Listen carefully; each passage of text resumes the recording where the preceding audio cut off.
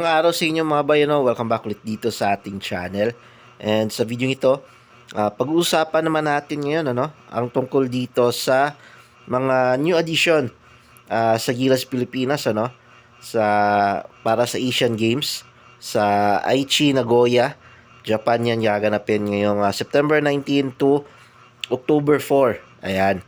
So, noong nakaraang araw nga nag-release ng ilan sa mga players na kasama sa 13-man pool ng Gilas Pilipinas in preparation para sa Asian Games ngayong September 19 to October 4. And importante ito mga bay kasi tayo yung defending champion ng Asian Games. So kung matatandaan ninyo, last Asian Game tinalo natin sa championship match yung Jordan kung saan yung import pa nila noon is si RHJ, si Rondy Hollis Jefferson.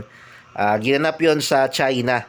And noticeable din yon, or very historic din yun sa atin kasi after ilang years lang din, ngayon lang tayo ulit nakapag champion sa Asian Games and hindi lang din basa-basa ganun kadali yung naging performance natin para sa championship dahil nakalaban din natin yung China, na-upset natin sila. And then natalo natin yung Jordan, which is tinalo din tayo nun sa elimination pero nabawian natin sila sa finals. So, ayun na nga, nilabas na nga yung ilan sa mga players and dinagdag Pag-usapan natin itong mga players na dinagdag sa 30-man pool. Doon sa 30-man pool kasali na yung mga previous or core lineup talaga ng Gilas na especially nung lumaban sa FIBA World Cup qualifiers sa Australia and New Zealand, kasama na sila. And dadaglagan na lang sila ng ilan pa mga players. And eto na nga, yung apat na pinanghalanan na madadagdag dun sa 30-man pool. Kabilang dyan sina Brandon Bates, Cedric Bearfield, Kaylan Chongson, and si Adrian Nocum. Ayan. So, dalawang Ross, isang Miralcon, isang Blackwater. So, it's a good sign din to mga bay, na hindi lang puro SMC and MVP players yung posibleng masali sa lineup natin ngayon. And mas magandang lineup yung ipadala natin ngayon, or malakas sa lineup kasi tayo yung defending champion, nakakahiya naman na basta-basta na lang tayong matatalo and malalaglag sa Asian Games kasi defending champion tayo. And syempre, yung ibang mga team, sigurado, best team nila yung ipapadala nila dyan, especially yung Japan dahil sila yung host country niyan. So, etong apat na to, I think para sa akin okay naman sila na masama sa 30-man pool. Meron akong mga ilang player din na posibleng masama din sana sa 30-man pool. Kasi wala sa Asian Games sina Dwight Howard and AJ Edo mga bay sa core lineup. Hindi sila sasali kasi magkakaroon ng conflict sa schedule nila sa Japan B-League teams nila. And magkakaroon ng Manila B-League games dito sa Manila Baga yun nga, isa sa plano ng Japan B-League is maging number 2 na basketball league sa buong mundo. So ginagaya nila yung NBA na nagkakaroon ng NBA games sa iba't ibang bansa. So, dito sa apat na dag, sana, I think, suggestion nyo, since wala si Edu, pwede sana nilang matry, na isama si Kai Balungay, yan, ng Phoenix Fuel Masters, Kasi, kung makikita nyo yung performance yun ng laruan ni Kai Balungay, kahit nakakagaling niya na ng injury, ang ganda na pinapakita niya. Very agile, very flexible, and may tira sa labas, Pwede siyang parang pamalit natin kay AJ Edu mga bay. Okay? So, pero dito sa apat na to, ang malaki yung posibilidad na pwede mapasok dito is si Adrian Nocum, Although may eligibility naman tong tatlo. Ayan. Kasi ang required lang naman sa Asian Games is Philippine passport lang naman under 16. So I think meron tong tatlong to. Si Adrian sure to na qualified, eligible kasi purong Pinoy to. Yung tatlo kasi may ibang lahi. Ayan. Pero eto si Adrian Nocum, goods to.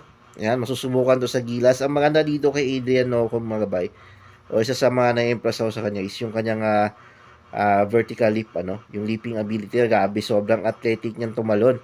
Ang taas ng talon niya actually. Talagang pag dumodrive siya, uh, bigay todo talaga, no? Na ano na ako nung na-injured siya nung tumama siya doon kay Cliff Hodge yung nakarang game nila eh. So nakabahan, parang nabulyaso pa yata yung Gilas stint niya. So I think first time niya rin to sa Gilas. Ayan. So sa apat na to, posibleng ang malaki yung makapasok na chance ay si Nokum. Pwede siyang pamalit kay Abarientos, ano. Ang problema lang dito kay Nokum, medyo kulang siya sa outside shooting. Ayan.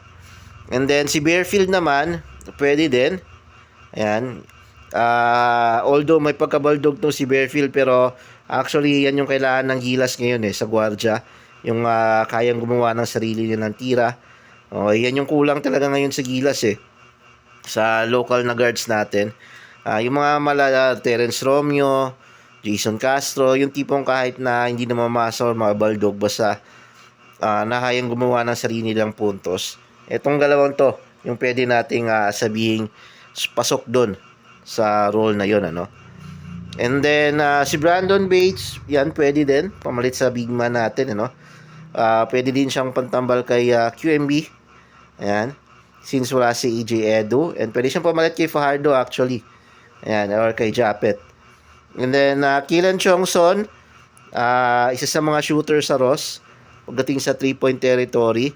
And kailangan din natin kasi yan talaga yung isa sa malaking problema din natin ngayon, aside sa guards na kayang gumawa ng sarili nilang puntos, is yung mga 3-point shot natin. Okay, kulang tayo sa mga shooter. Ayan, ang problema lang dito kay Kilan is may parang masasapawan siya sa yung niya, position niya, sobrang loaded kasi. So hindi natin alam so kung may makakapasok ba siya. So sa apat na to, posibleng hindi makapasok dito sa final 12 si Kilan Chongson. Okay. So abangan natin kung ano yung magiging final 12. Kasi meron pang idadagdag to mga bay, sa 30-man pool, hindi pa binanggit yung iba. Okay. So baka masama sina Kai Balungay, ayan. Kasi yung ibang mga players ng SMC and MVP injured.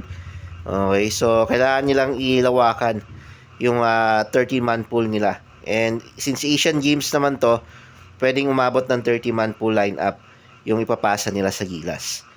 Ayan. So, yun mga bay, yung update natin regarding sa Gilas Pilipinas preparation para sa Asian Games. So, abang-abang tayo kung sino pa yung posibleng mga bagong salta na masama sa 13-man pool ng Gilas Pilipinas. Yun lang mga bay, maraming salamat sa panonood.